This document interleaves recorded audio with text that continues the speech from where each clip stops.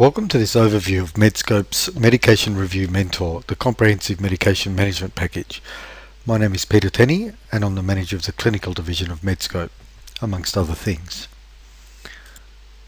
What I'll do in this presentation is just briefly go over some of the opportunities in medication reviews at the moment and the current status up to the state of the end of 2011. And then look at some of the features of MRM and how it can improve the efficiency in both HMRs and RMMRs. And realistically, the next step is for you to register with MRM and try it out for yourself and see how you go with it. So medication reviews are probably the most successful of the professional programs that have been implemented in the various pharmacy agreements. It's been in place for over 10 years now, and over 350,000 HMRs have been done since 2001. And in November and December of 2011, for the first time, over 6,000 HMRs per month were done in Australia. And that number continues to increase, and I'll show you a graph in a moment to support that. Having said that, with that exceptional growth, there's still less than 1 in 350 people in Australia that have had an HMR at any stage. So there's a lot of scope for increase. With regard to residential, that is nursing home medication management reviews, the figures are much more difficult to ascertain because before October 2011, claiming by doctors for item 903 was not compulsory for reviews to be collaborative, so it's difficult to know what sort of numbers that is, but we'll find out more about that over the next 6 months or so.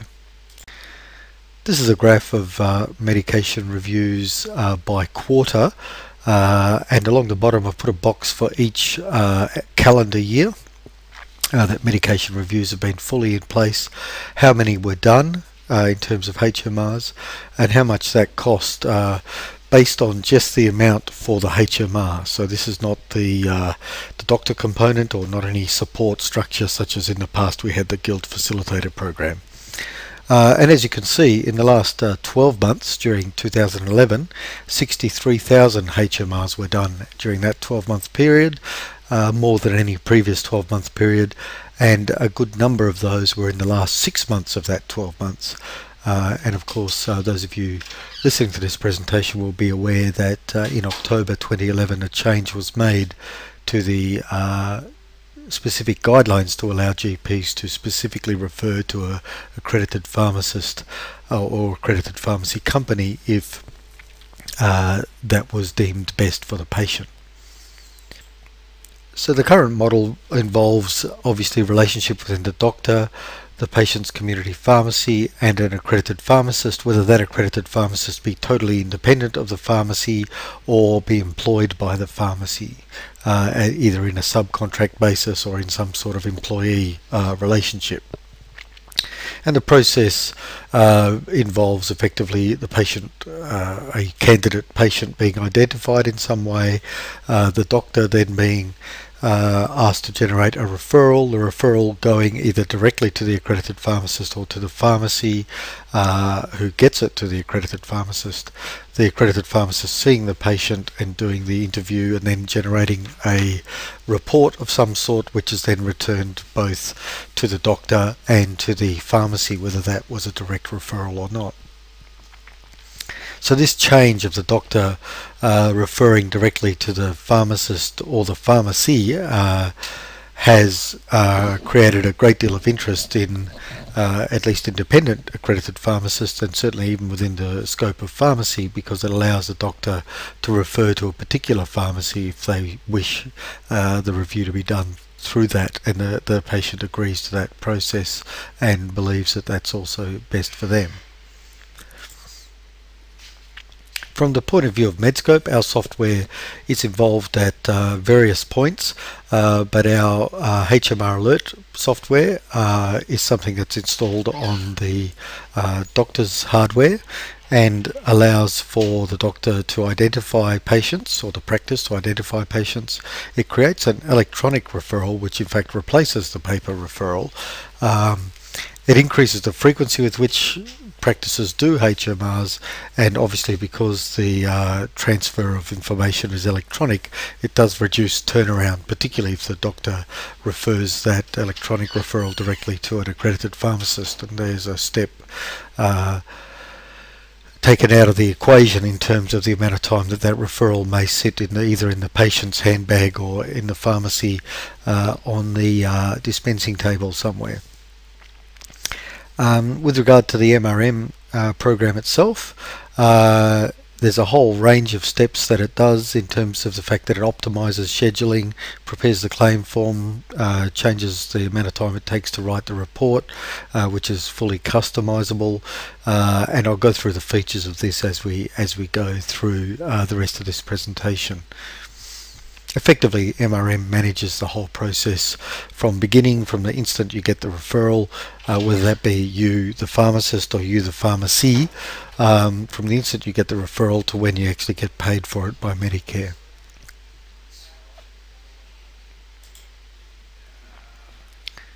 It's just a little graphic to show that MRM can do all that. So the features are that it's technically advanced, and each one of these points I've got a couple of slides on, so we'll go through that. If you wanted to skip ahead, obviously you can go to the section that you're most interested in.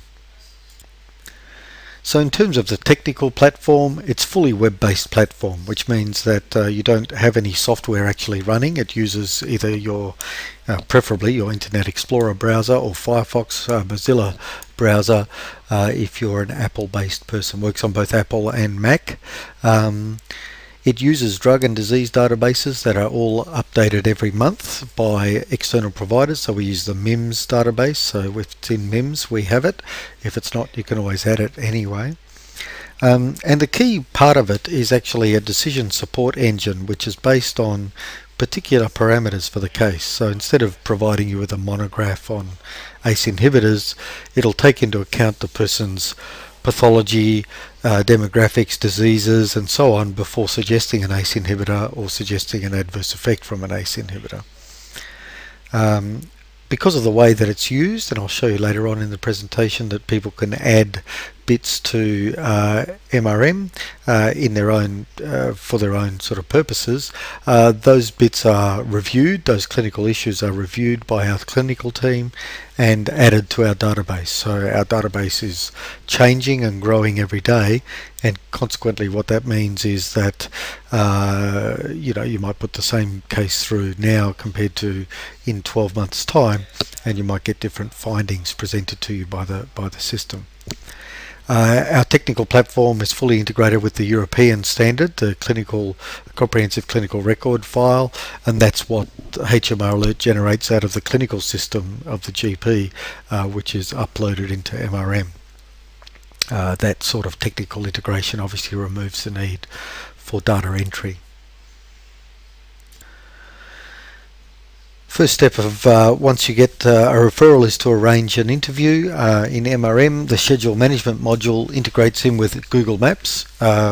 This allows you to improve the logistics and reduce your travel time. I'll show you in the demonstration later on that occurs. You can print a running sheet for each day, which includes notes and maps. It sends SMS reminders if you choose that option to patients. It does a HMR activity statement for the GPs, which means every week the GP gets an email or a fax which lets them know that these patients have been received and have not yet been interviewed. These patients are scheduled for interviews and these are the dates of their interviews, and these patients have had their report sent back to you, and you'll be able to schedule their repeat consultation.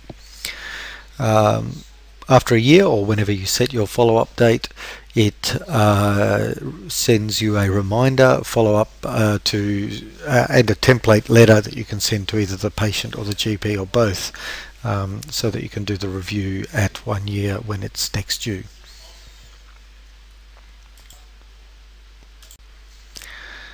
There are a number of pre-review functions that it does. So once you've entered the basic patient details, you can obviously, because it's web-based, multiple people can actually look at those details. So you can have one person fill out the details, another person pick up the review. You might have one person go into that case and add some notes which print out on the preview form or the interview form, so that the person doing the interview has the input of one of the other pharmacists that's working with the team. It generates obviously pre-filled claim forms for both RMMRs and HMRs, except for that little bit at the top of the HMR form, which is after the report. Can generate a request for referral for RMMRs. So once, as you're aware, all RMMRs now have to be collaborative, so it'll request that. Fax a bulk set of referrals, individual ones for each patient, to the GP. It generates a consent form if it's a direct referral, if it's required for dispensing history, information access, and also we confirm the location of the interview and the fact that an independent accredited pharmacist was chosen. We have an electronic faxing system at the back of our server which sends automated fax requests for dispensing histories and pathology results from clinics if, again, you choose those options. And you generate an interview form which is pre-populated. It's a Word document, which means you can fill it out electronically if you wish, or by hard copy if you want. It's fully flexible. If you don't like our interview form, you've got your own one, we can load that against your account. In terms of the report generates a Microsoft Word report, which is effectively a table of general comments and issues which the GP can write beside the table, or beside the column that's issues, right beside that what the plan is. There are a number of options. You can decide how the structure the report, that is what bits are in, so you can have diseases written in there, adverse drug reactions, pathology, or not. You could also put in your general interview notes or not into your template or into your default thing. You can choose how the drugs are written. You can also prioritize the issues that the system finds and that you put in to come out in a different order if you wish. You can send your own template in if you wish. What happens is the system identifies potential DRPs, and it's fairly specific for the clinical situation that you're in. So it takes into account the age of the patient, the gender of the patient, what diseases the patient has, any pathology results you've entered, any observation you've entered, as well as the drugs and diseases, and comes up with a suggestion based on that combination of factors.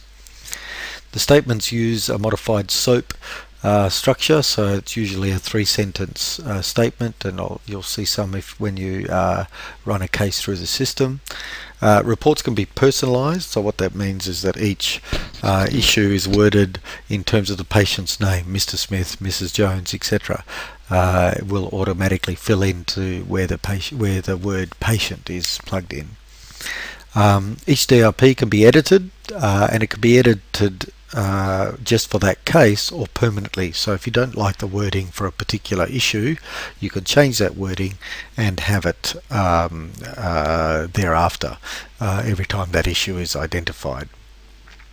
We also have some medication management statements that are in there for people who manage their medications well or not so well, and again they're editable so that you can use those statements as you wish for either that case or all future cases. It's a bit what it looks like. The report, a page with a list of drugs. In this case, medical conditions are in there as well. Comments against the drugs, which I'll show you how they get put in. The table of issues and recommendations, and then a management plan. And this is how it comes back with the doctor having scribbled some stuff in there and dated, and away it goes. We've had very good uptake of the response, this sort of feedback process. So if you're not routinely getting feedback from your GPs, I can pretty well guarantee that once you start using these forms, you will. That's certainly been our experience with other users. The other thing our system does is once you've written the report and sent that off, you can send a copy automatically to the pharmacy. It creates an individual HMR claim form, obviously, that the patient signs, but also does the monthly cover sheet if you're directly claiming from Medicare. It'll create the RMMR claim form, as I said. It'll also create invoices for pharmacies, so you can plug in for each pharmacy the amount that you charge them, and it'll create an invoice for them automatically and track that for you. The review's remain active until you mark that it's paid. Once the invoice is paid, marked as paid, or the claim form is marked as paid, those patients are moved into the archive and available for future things. You can do financial summaries, obviously, at the end of each quarter or year to see if any of the fees are outstanding or so on. This is just the invoicing screen. There are three parts to it. The HMR indirect referral, so this is invoices, and for each one of these screens there's medication reviews to invoice, medications or reviews that are unpaid, and reviews that are paid. This is just a screenshot, so I can't click on it, but you can see that the HMRs to invoice, you could generate an invoice for this. It would go into your unpaid HMR invoices. Once it was paid, you mark it as paid. It then goes into your paid HMR invoices and drags that particular patient, Mrs. Test 1, out of the active referrals list and into the archive list. There are also a range of powerful audit and statistical sort of collations that occur. Each case is logged, so you can tell exactly when it was entered into your system, when the interview occurred, when the report was written, the date it was sent to the GP, the date it was paid for, and so on. It documents and holds the reasons for interviews not being done in the home, and various other things. Does reports and statistics for each of the sub-accounts, so if you're sharing an account across multiple pharmacists, you can see who's done what. It will do reports of the different sources of your HMRs by GP practice, GP and pharmacy. It'll give you prescribed drug statistics, so all those drugs that are entered, you can work those out and compare them by GP, by practice, by pharmacy, by facility if you're doing RMMRs. Very useful if you're doing RMMRs, because you can use this for part of your QUM activities, obviously. It'll also document your drug-related problem statistics by pharmacy, GP practice, facility, drug group, etc. And I can show you some of that when we do our demonstration.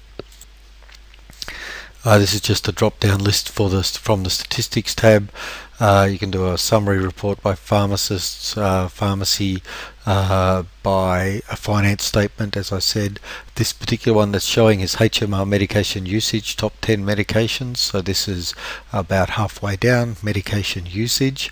If I was to click on issue stats, that would actually show you then the drugs where issues have been included, that is medication related problems.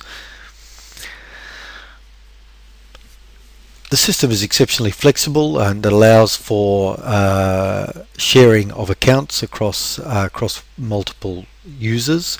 So you can configure MRM to share referrals across multiple accredited pharmacists or even across multiple pharmacies, particularly within a brand group, for example. So you might have a small group of pharmacies, and each pharmacy can act as its own billing sort of system. That would work. Alternatively, you may have multiple pharmacists working for one central group. Basically, they can all use the same template for their report, but their individual details all come out on the report. So there's just an example. So the patients in the middle there, different pharmacies could put the referrals in to the MRM. There's a unified report brand across the whole group, and basically your pharmacist can then log in, pick up the cases, do the reports, but each individual report has the pharmacist detail on and the patient's details on, and it goes from there. The last thing I wanted to talk about is HMR Alert, which is our electronic referral system. This is installed onto the GP's computer and is currently integrates with both Best Practice and Medical Director, the two most popular clinical systems that GPs use. And the beauty of it is that the GP can set their own criteria in terms of diseases, drugs, pathology or anything else to bring up a ping, a message from the system that this patient qualifies for an HMR. It creates a comprehensive electronic referral which is emailed via PKI encrypted link to the person they refer to, whether that be the pharmacy or the pharmacist. From the pharmacist's point of view, or the other end of the message, at least what that means is they can click that link and upload the CCR file to MRM, and that includes pathology, observations, drugs, diseases that are in the system. We've found that when we do install HMR Alert into medical clinics, obviously the number of HMRs they do increases significantly. And this is just a little picture of how that works.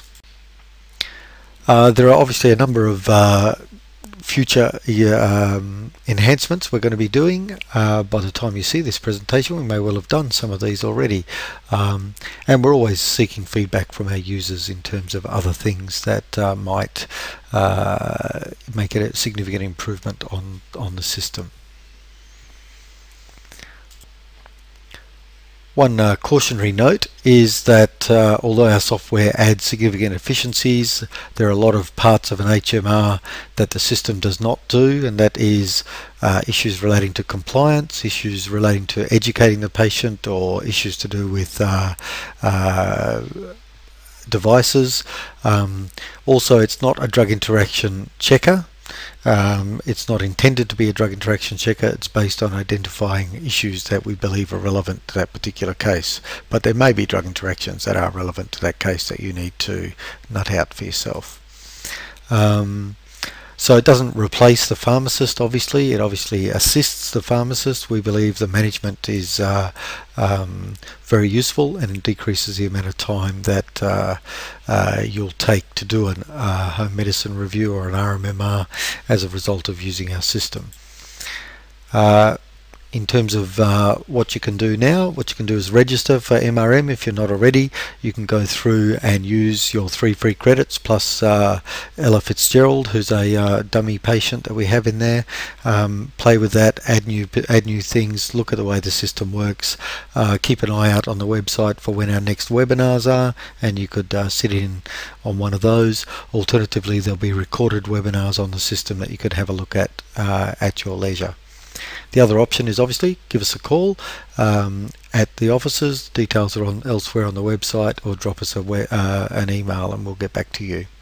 Thank you for your time. I hope you enjoy using Medscope MRM.